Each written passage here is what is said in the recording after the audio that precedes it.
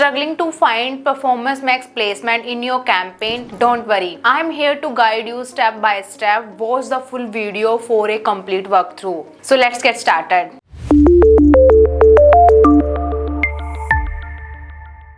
So let's get started. First of all, log in Google AdWords account, and after that select the campaigns in which you want to see the placements, and after that insight and reports, and under insight and report have report editor, so click on this.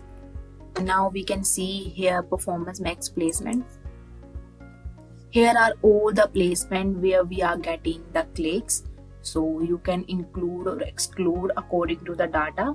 If you found this video helpful, please do like, share and subscribe. Thank you.